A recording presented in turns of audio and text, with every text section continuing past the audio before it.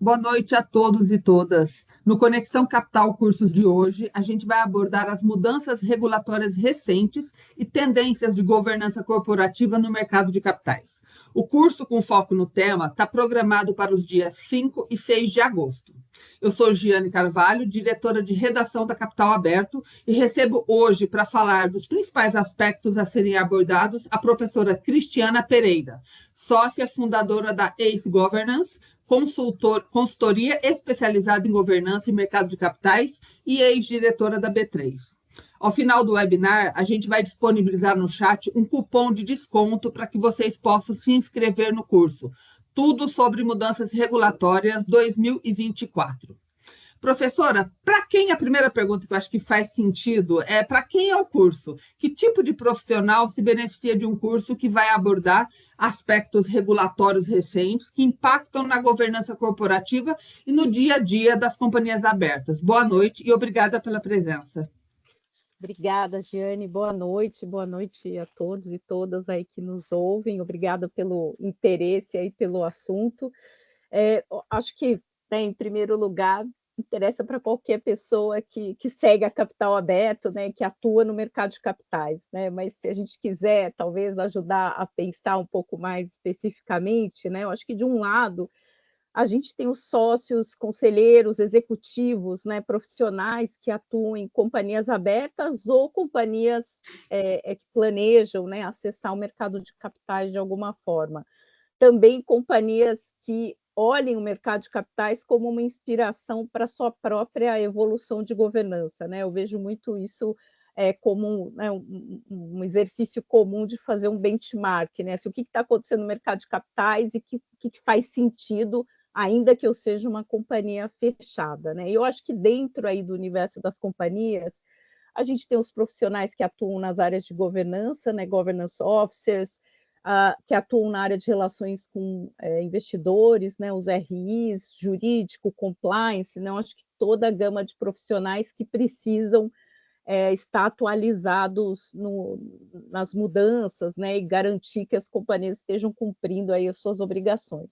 Mas também, né, eu acho que a gente vai abordar muito o contexto de companhia, mas a gente vai abordar outras mudanças no mercado de capitais, né, vão ser 2 dias, e tem um lado também que vai se aplicar a gestores de fundos, pessoas que operam como securitizadoras, as áreas financeiras das empresas, bancos de investimento, porque a gente também vai falar das mudanças nas regras de ofertas, de securitização e dos fundos de investimento, né? Então, acho que vai ser um programa bastante abrangente e deve atender aí bastante pessoas. E eu acho que, reforçando aqui a importância do tema, se a gente pegar, e aqui a gente está fazendo um recorte aí de 2023 até meio agora de 2024, foram várias mudanças, né? Tanto regras que entraram em vigor a partir de 2023, 2024, e regras que vão entrar em vigor, mas que já têm uma repercussão, né? Ou que já,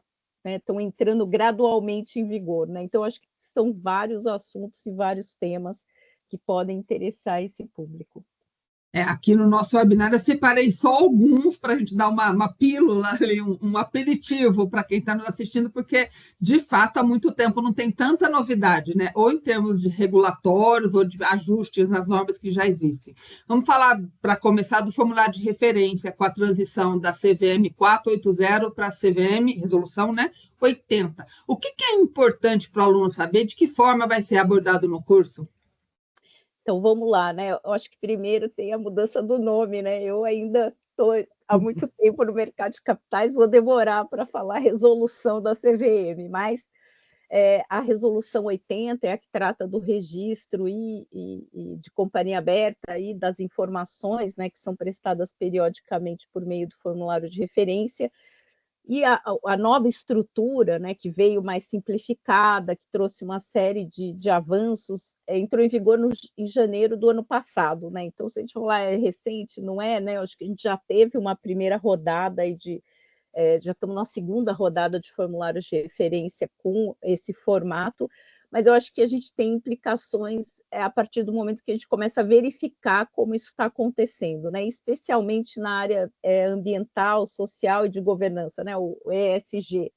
A gente, né, a CVM trouxe uma série de itens novos para serem divulgados, né, e eu acho que eles trouxeram uma luz sobre o que é importante nessa área, né? Ele começa a trazer uma direção do que seguir, né? Tanto indicadores ESG, alinhamento com os ODS, né, da ONU, os Objetivos de Desenvolvimento Sustentável, recomendações da Task Force, né, do Clima, TCFD, informações de diversidade, e a gente começa agora a ter os resultados, né, os estudos divulgando quem divulgou, como divulgou, qual as estatísticas a respeito desse assunto, e isso volta para a companhia, né? Será que eu estou bem, não estou mal? Você já começa a fazer um benchmark, né? E vários desses itens, eles vêm com formato pratique ou explique, ou seja, não é obrigatório que a companhia tenha todos aqueles itens, mas ela começa também a experimentar essa possibilidade, né? Mas como que eu estou em relação aos comparáveis do meu setor? Será que a explicação que eu dei é adequada, não é adequada, né? Isso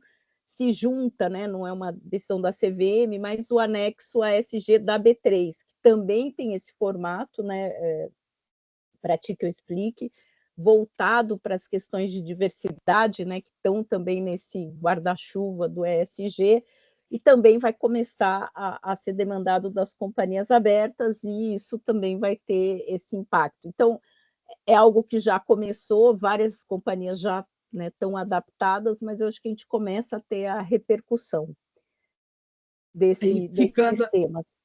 Ficando ainda no âmbito da CVM 80, né? Quando a gente fala da CVM 80, ela incorpora aspectos ambientais, climáticos e sociais nas divulgações das companhias abertas. Tem também a resolução CVM 193, que dispõe sobre elaboração de relatório de sustentabilidade. Duas aí combinadas ou separadamente impactam, né, no cotidiano da governança corporativa, e para saber de ti também se os profissionais hoje já estão prontos para fazer articulação entre essas duas normas, uma resolução, são duas resoluções, na verdade, não é só você que confunde resolução e norma, não, tá? É isso aí. Eu acho que, né, a resolução 193, ela é uma continuidade, né, uma evolução. Acho que um grande desafio para as companhias que a gente verificava e falava bastante é a questão de qual padrão eu uso, né? O que é importante informar, né? Então, acho que a resolução 80, né, a partir da resolução 59, que mudou a 480, então, a sopa de números, ela trouxe um roteiro, né? Mais da 193 agora vai trazer o padrão IFRS de sustentabilidade, né? Então, a CVM saiu na frente, né, soltou essa resolução em 2024, né, para as informações sobre 2024, que vão ser reportadas em 2025. A adoção é voluntária desse padrão e a partir de 2026 passa a ser obrigatório, né? Então, é um período em que as companhias vão ter para entender esses padrões, se preparar para isso, né? Elas já vieram de um período de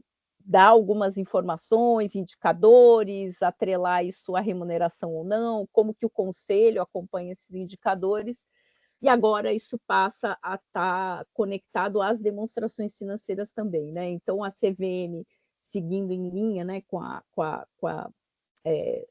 integração, com a adoção das práticas internacionais, a CVM já se adiantou, e ainda que a gente não tenha o padrão IFRS de sustentabilidade traduzido, né, para o Brasil, traduzido no sentido de estar adaptado às normas brasileiras, a CVM já trouxe essa opção voluntária, mas a ideia é que isso passe a ser obrigatório na medida em que a gente passe a ter o padrão brasileiro, né, que vai estar em discussão no Brasil nos próximos meses e anos, aí até a implantação completa, né? Então, acho que esses dois caminhos, né, e quando a gente vai falando dessa esteira de sustentabilidade, estão conectados, e é isso, né? Se a gente olhar internacionalmente, isso também está em linha com o que está acontecendo no resto do mundo, né? Então, é de imaginar que esse movimento vai continuar. A SEC nos Estados Unidos, na União Europeia, então, esse conjunto de informações tem sido demandado e vai ser adaptado para o Brasil também, né? E eu acho que as companhias tem que se preparar para isso, né? Eu acho que o grau de preparação que você perguntou, acho que varia muito, né? Eu acho que tem empresas que estão muito preparadas, estão na dianteira dessa discussão, mas eu acho que agora a gente precisa que todo mundo avance, vai ser necessário essa preparação, né? Então, é uma repercussão aí ao longo dos próximos anos. Você citou regras que entram em vigor em 26, né? Mas tem uma curva de aprendizado que precisa ser começada, né? Até a gente Exatamente. fez aqui na Capital Aberta uma matéria recente falando que do IFR S1 e S2, quem está fazendo só vale e usou assim, antecipadamente, de forma voluntária. Precisa começar logo, assim, é uma demanda até para ter um período de aprendizado de como fazer, para não, quando a norma entrar em vigor, você não cair de paraquedas, como a gente fala. Eu acho que são poucas as companhias, né, a Vale, como você citou, provavelmente é uma delas, que estão preparadas já para começar a divulgar nesse padrão. Mas eu acho que, independentemente de divulgar já imediatamente, é preciso ter uma preparação interna, né? Como que eu vou me preparar, como que eu vou coletar as informações, como que eu me organizo. A norma também traz a questão de asseguração, então como que eu vou fazer essa asseguração? No começo vai ser limitada, depois razoável, qual o custo disso, né? Como que eu vou incorporar? Então, acho que tem muita discussão pela frente, mas até para participar da discussão com o regulador, né, com a CVM, com a criação das normas, né, o Comitê Brasileiro de Pronunciamentos de Sustentabilidade, né, acho que alguém citou aí no chat o CBPS, as empresas precisam se organizar e se preparar, né? Qual é o impacto no meu setor, né? Como que eu conecto isso com a minha realidade, né? Então, precisa se preparar, precisa estar preparado hoje para começar essa discussão. Perfeito. Outra mudança regulatória também que vai estar abordada no curso importante, que se refere às assembleias, né? Com a transição da instrução 481 para 81, assim como os impactos decorrentes da resolução 204. Qual que é o potencial dessas normas para afetarem o dia a dia dos profissionais no mercado de capitais? Então, as regras relativas à Assembleia, né, elas vêm mudando a 481, que depois virou 81, e agora foi alterada novamente, né, e a entrada em vigor desse novo conjunto vai ser no ano que vem. A gente tem uma mudança importante das assembleias. Elas vêm mudando, né? Eu acho que até como a CVM divulgou a 204, ela vem falando dessa evolução, né? Eu acompanhei de perto esse processo, no começo foi voluntário, o boletim de voto à distância, e a CVM, né, eu acho que periodicamente vem revendo essa norma para melhorar, para atingir o objetivo dela, que é facilitar, viabilizar a participação dos acionistas ou reduzir o custo de participação desses acionistas nas assembleias. Então, a norma agora traz algumas mudanças importantes, por exemplo, acho que um dos temas bastante polêmicos aí na discussão com as companhias é a instalação do Conselho Fiscal. Então, o formulário traz como obrigatório a pergunta, né, se o acionista deseja ou não instalar o conselho fiscal, que é um direito, né, previsto na legislação societária, mas muitas vezes a aprovação, né, de instalação é concedida, mas não tem nenhum candidato, né? Então, acho que esse é um dos temas que a CVM enfrentou nessa resolução, né? Como que eu vou tratar, e a decisão da CVM é, bom, se não tiver candidato, a decisão de instalar não é válida, né? Eu acho que a gente teve bastante tempo para testar esse modelo, testar os caminhos possíveis, e agora a gente tem esse caminho, né? Além de outras mudanças com relação a prazos, acho que a gente vem nesses últimos 5, 6 anos numa evolução nesse processo, né? Eu acho que a 204 é a continuidade desse conjunto aí de mudanças. Lembrando que, além da professora Cristiana, que está conosco, o curso terá a participação da professora Daniela Raigorodiski, espero estar falando corretamente, sócia da área societária, fusões e aquisições e governança corporativa do Tal Checker Advogados, e do professor Bruno Cerqueira, que é advogado com experiência em mais de 20 anos no mercado de capitais, direito societário e bancário. O cupom com desconto para quem está nos acompanhando e for se inscrever no curso está disponível no chat. É o cupom Regulatória 20. Professora, algo mais recente aí que está ainda em consulta pública, mas que está, não vou dizer polêmico, mas está suscitando dúvidas, né, e botando o pessoal para pensar, é a proposta da B3 de reformular as regras para o novo mercado. No curso, essas mudanças propostas vão ser abordadas também e de que forma? E dentre as inúmeras propostas que estão sendo avaliadas pela B3, tem alguma ou algumas que são mais importantes do ponto de vista de governança das empresas? Ou que são mais desafiadoras para quem tiver que cumprir, né?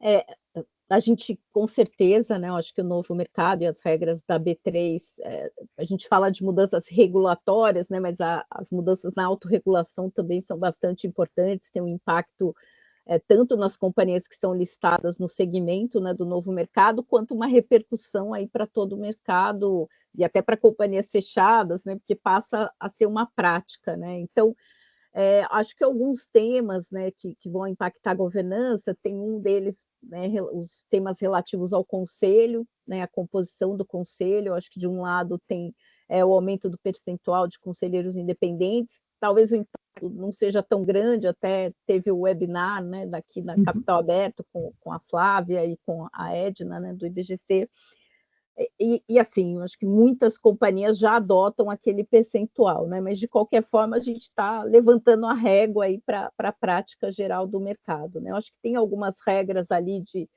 número de conselhos que vão ter implicações ali para o dia a dia das companhias do ponto de vista de regimento, do ponto de vista de acompanhamento, até para a Assembleia, né? As informações que vão ser reportadas ali para a eleição de candidatos de conselho. Acho que tem temas que são polêmicos, né, mas talvez tenham menos repercussão no dia a dia da governança das empresas, como a questão do alerta, né, colocar o selo em atenção, né, que eu acho que é o termo que eles estão dizendo. Obviamente que é um tema para se tomar atenção, mas é algo que vai eventualmente afetar a companhia de maneira menos recorrente, né? A gente espera que isso seja algo excepcional, né, aconteça de quando em quando. Tem a questão de penalização dos administradores, que é algo que também pode ter impacto já no dia a dia por conta dos seguros de E&O. Então, acho que tem alguns temas ali que vão repercutir, já estão repercutindo, né? Eu acho que a B3 tem mobilizado bastante gente nessa discussão, é sempre, né, um processo intenso ali de discussão, de entendimento de impactos.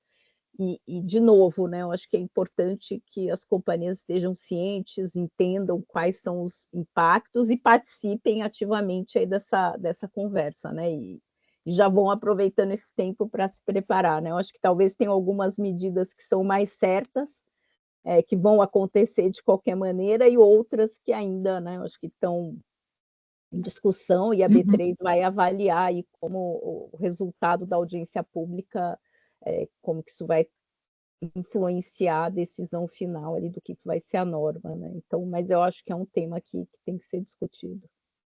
Eu vou fazer uma última pergunta aqui, que não estava muito no programa, mas a gente está falando de várias normas e resoluções, propostas de autorregulação, e você citou a palavra, uma régua mais alta, né? Vai subir a barra de exigência. No geral, olhando para todas essas normas aí que vão ser tratadas no curso, você acha que a área de governança e a régua subiu? Mas, assim, as empresas estão aptas a cumprir tudo que está sendo pedido aí com todas essas mudanças? É um desafio muito grande ou é mais uma questão de ajuste? Eu acho que é um salto importante, né? Né? Assim, eu acho que as empresas estão aptas, eu acho que todas as mudanças regulatórias, e eu acho que muita gente às vezes se frustra, né? Que, mas tem 3 anos para implantar, mas eu acho que faz parte do processo, né? Essa implantação gradual, né? Começa como voluntária, atinge as empresas maiores e depois vai se expandindo. É um processo que ajuda justamente a você ir garantindo essa curva de aprendizado, garantindo que todo mundo consiga se adaptar. Óbvio que a gente tem a tendência de deixar as coisas para a última hora. É. Então, isso É o clássico, inevitavelmente né? acontece, é o clássico.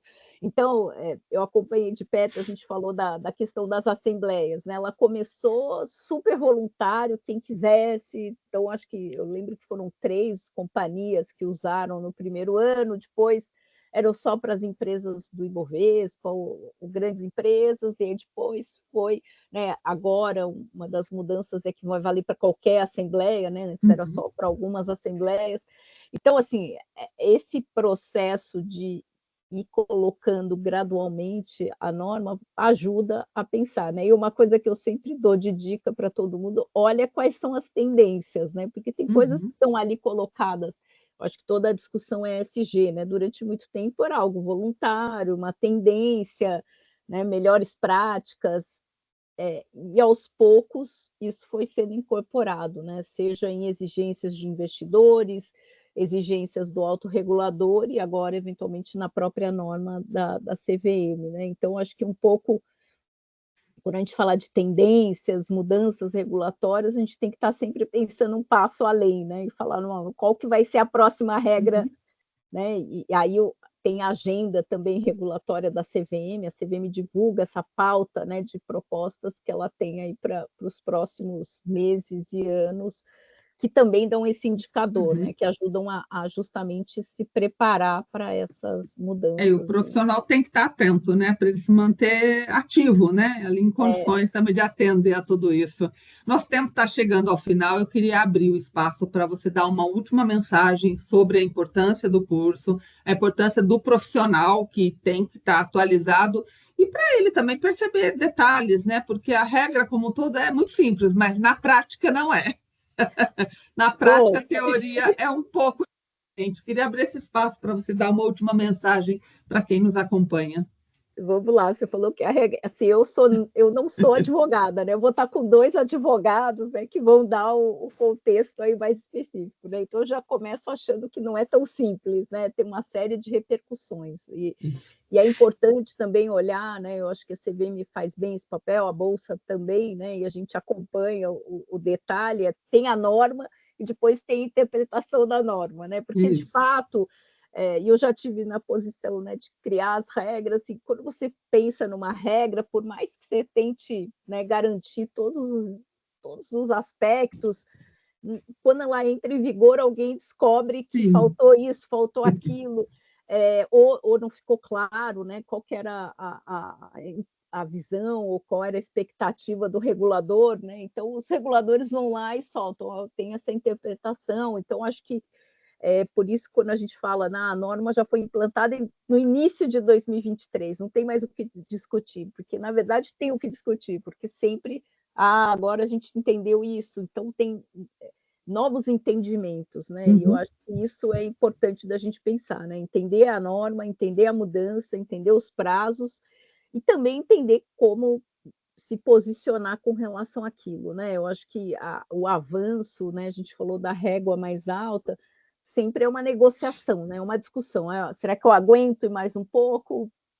Né? Cada um vai puxar de um lado essa conversa e a gente precisa estar preparado, né? E aqui eu acho que só um lembrete aqui, a gente falou bastante das questões envolvendo aí companhia aberta, né, o formulário de referência, a assembleia, toda a questão, né, de informações financeiras de sustentabilidade, mas a gente também vai cobrir nesse curso todo o lado, né, da nova regra de ofertas públicas, que entrou em vigor também no ano passado, mas, né, que trouxe aí mudanças bastante importantes, a resolução de fundos, a 175, né, que também muda de maneira relevante, ainda está em processo aí de implementação, todas as mudanças na área de securitização. Então, de fato, né, eu acho que é um programa que vai atender aí diversas necessidades de diversos profissionais, né? Então, eu acho que só reforçando, né, o ponto, como você falou, né, há muito tempo que a gente não tinha tantas mudanças ao mesmo tempo